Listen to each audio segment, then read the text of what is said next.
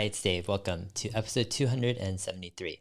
In today's Tesla news, Tesla's president of automotive, Jerome Guillen, has stepped down to focus on heavy trucking. So he's becoming now the president of heavy trucking for Tesla. Tesla actually released a SEC filing last week, and CNBC this morning picked up on this news. In this video, I want to share my thoughts on what this means and how we can interpret it as Tesla shareholders.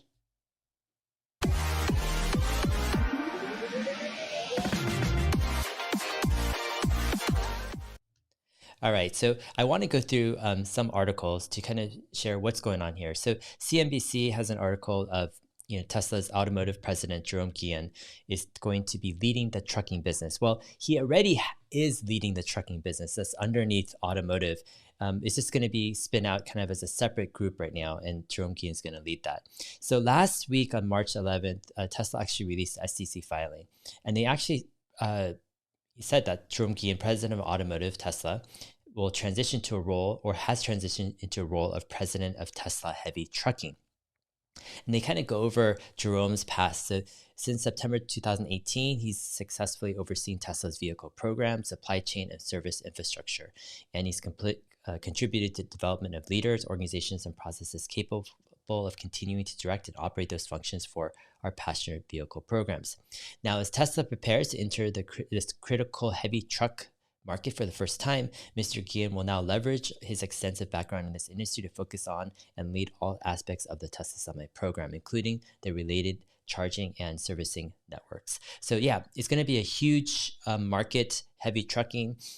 Jerome is going to be focusing now on that heavy trucking market, and yeah, it makes a lot of sense for Tesla to put someone just focus on that who really believes in that market. So Tesla stock is down 2%, about $14 at $6.93. And the question is, does this really have anything to do with Jerome Guillen stepping down? Let's go to Gary Black on Twitter. He's saying, hey, he's long Tesla with a 960 price target, but he's pointing out the obvious. Tesla's down today because the number 2 executive is running, who is running Tesla's biggest business, auto, has moved to a lesser job 15 days before quarter end. Why sugarcoat everything? So, yeah, I want to kind of go into this whole news of Jerome Guillen and unpack it, because I think there could be a lot of kind of speculation, and people are going to come up with their own theories on what's going on. And already probably some people in the market are already kind of thinking, oh, there must be some problem. That's why he stepped down. However, I want to share kind of my thoughts. All of these thoughts are my unconfirmed speculation. They're a stream of consciousness, and my thoughts will change over time.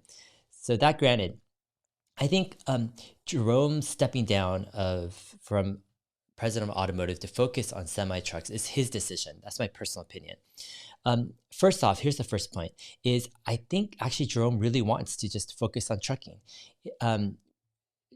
Leading an organization, the entire automotive group with tens of thousands of employees, it could be stressful, it could be tiring, and there's a time period where you do it for a few years and you see a lot of progress, and some people, they're wanting to branch off and to start something new and to head something new. Jerome Guillen, actually, back in the day, he's been a long time Tesla, core insider management. And previously, he was head of sales and service. This is back probably 2014, 2015 era. And he did a great job, and he's really hands-on. He's really diligent and super hyper responsible. And he really helped Tesla during some crucial early years. However, after a few years, he took a break to step back. And there were a lot of rumors on why Jerome Guillen stepped back several years ago. And some of the speculation was like, yeah, it was really taxing and really tiring to do everything that he was doing, and he needed a break. Jerome was wooed back into Tesla with the Tesla Semi program. And so Tesla put Jerome in charge of the Semi program as they were just getting it kind of up and running, getting it developed. And Jerome, having a history of leading Daimler's Semi kind of production or program, it really fit, and Jerome is really passionate about this. But what ended up happening was Tesla was going through Model 3 production hell, and so all hands were directed to getting Model 3 to volume production. And Jerome, having the history that he's had with leading, large groups of people, even sales and service within Tesla in the past, he was put into the spotlight where he came up with a fantastic idea to actually make a permanent tent structure in the outdoors to create a whole new assembly line. And this one idea, Elon Musk has credited as pretty much saving Tesla. It really was an out-of-the-box idea that helped Tesla ramp production of Model 3, really sort out a lot of things. And Jerome also went on to lead the Shanghai factory and its rollout. And I'll talk about that in a little bit. However, the general point, though, is leading an organization of tens of thousands of people, especially with Tesla Auto, can be taxing. And it's proven in the past to be taxing for Jerome enough for him to take a break, for him to take a step back. And my take on this move is that Jerome is wanting to take a step back because he's wanting to take a break, focus on something that he really, really loves and wants to get up off the ground. All right, so the second point about Jerome stepping into this more just focusing on heavy trucking is Jerome actually has, I think, a very, very deep passion about semi-trucks and heavy trucks. See, Jerome, before Tesla, he was in charge of Daimler's heavy trucking division, and he did a fantastic job. And he really believes and really is fascinated and passionate about semi trucks, and he sees huge potential. In 2019, I think it was April 2019, Tesla had an autonomy day they hosted for investors, and I was able to attend and able to talk with Jerome and with some other investors together with Jerome for a good 10-15 minutes. And we covered different topics, but one of the topics was the semi program.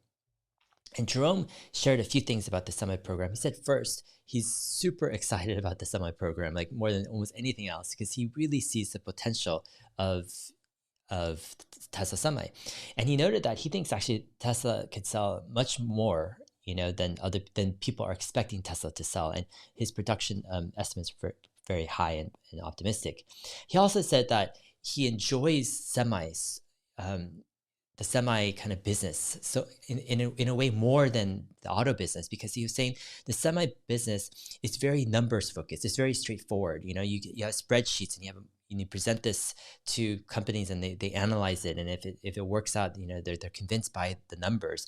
And he said he really appreciated that type of angle of the business where it's really straightforward, and it was kind of interesting to hear him talk about semi as something that he was really passionate about, and he saw just huge potential and something that he actually preferred to work on. And so from hearing that, I was actually kind of surprised that, hey, you're leading Tesla Automotive, yet you have such passion for the semi enough that you would want to even focus on that. And so I think it was already in the workings in some ways, where Jerome's passion for trucking is really, really deep, and it's probably even bigger passion than perhaps being the top honcho with auto. All right, number 3, Jerome. I've met Jerome several times over the years at various Tesla events, dating back to probably 2013 or 14 or so, and he's always been an interesting guy, a great guy, a very responsible and capable person, in my opinion. And I think one of the things I've noted is his ability to really do what he says he's going to do, which is great. And it's one of the reasons why he's done so well in Tesla and other places. I remember in the Autonomy April 2019 event afterwards, talking to him with a couple other people, I was asking him hey, is Shanghai, getting built out? I'm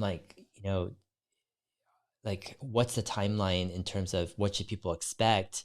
And I was kind of saying, hey, there's probably a lot of complicated things.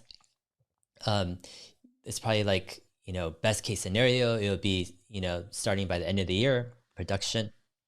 And so I was kind of saying, yeah, kind of saying, asking if he agrees that that's best case scenario by the end of the year, kind of internal company hope kind of, timeline. And he actually surprised me. He's like, no, actually, they're going to start production at Shanghai by the end of the year. And he was super strong. He said, I guarantee it, right? We're not going to be late on my watch. And I remember that. I'm like, what in the world, right? You're talking about this super complex factory in a foreign country, right? Actually, the first foreign owned, right, completely foreign owned automotive factory in China. That's you're setting up, all this logistics and employees and all this stuff, and you're trying to do a record, right? They just started like just several months before that construction, and yet Jerome was saying, like, we're not going to be late on my watch, right? And he's going to make sure that they start on time by the end of the year. And I was like, wow, man, this guy is either, super capable and responsible, and he's going to make it happen. He's going to pull off the impossible, or this guy is deluded, right? Like, how is he going to really pull off, like, within a year or so of starting production, breaking ground, like, really, make cars in this factory? And yeah, he was saying that that one of the things was that they weren't going to do the full supply chain in the beginning in China. Like, for them to domesticate the supply chain would be a kind of a progress, and that would take some time. However, he was super confident of starting production by the end of 2019. What's amazing is that Tesla actually started production of the Model 3 by the end of 2019. They did the impossible. And people think, what happened? And a lot of it is Jerome's leadership, his team, and a ton of hard work of Tesla solving problem after problem, complication after complication, and that push and determination and the belief that they need to do it and they're going to do it. That's what Jerome has. That's what he's brought to the automotive group as president. I think that's going to be missed. I'm going to be interested to hear who is this new president of auto. That's what would be overseeing auto, if there is going to be a person. And yeah, if any of you guys know who this new president of auto for Tesla is, please hit me up. Hit me up. I'm on Twitter. DM me at HeyDave7. I would love to hear. I think there's another side to this, which is this is incredibly bullish in some ways because Jerome is going to be focusing on something that he's super passionate about, and it's something that he's been wanting to focus on. And there's a few things that I think are coming together. First, the Tesla Semi is set. It's prime now for launch, finally, right? Tesla is testing out, the Tesla Semi on the track. They're probably having some release candidates. They're getting the stuff, probably do internal hauls for, within Tesla, Gigafactory in Reno and back to Fremont, et cetera, carrying battery packs, et cetera.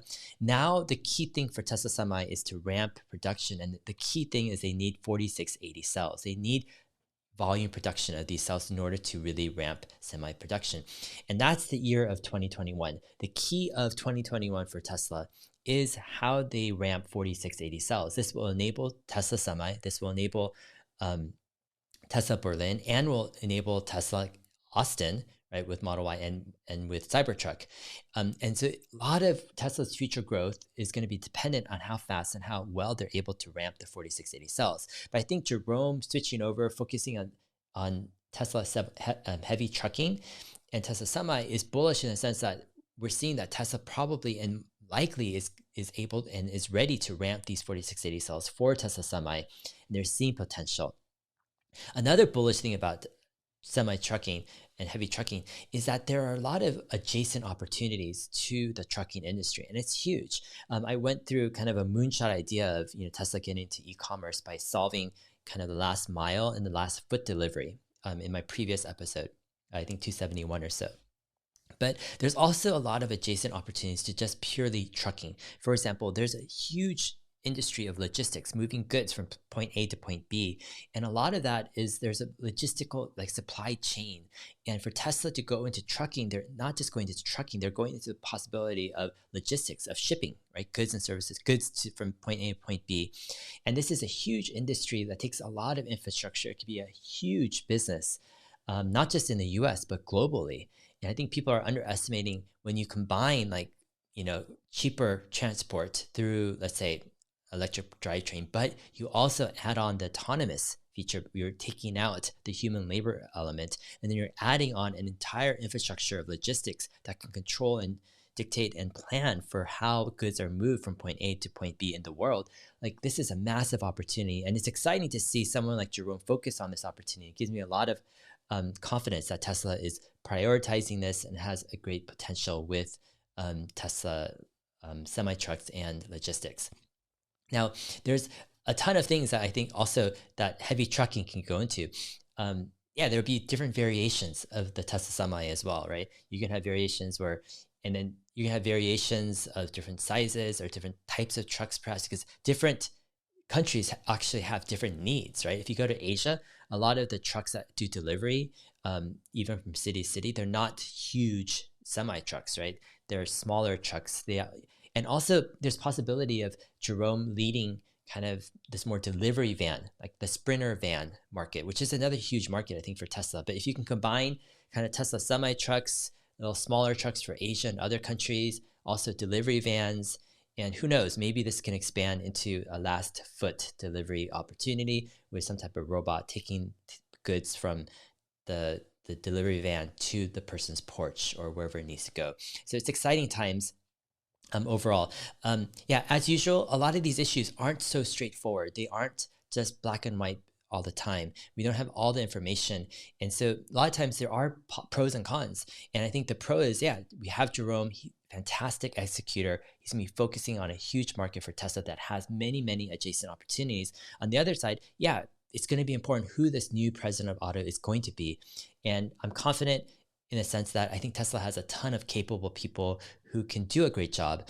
And if they don't do a great job, you can replace the person until you find the person who does a great job. Anyways, yeah, this will be the end of this episode.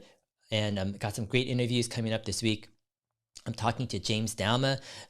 Tomorrow I'll be releasing a couple episodes, and we're going to be talking about kind of a business model of how to model Tesla's autonomous driving future, what that valuation might look like. We're also going to be looking into Tesla's full self-driving hardware advantage. So we got some cool stuff. And next week, I'll be talking to ARK Invest Brett Winton, who's the head of research, and really doing a deep dive into how ARK invests researching topics and areas and industries.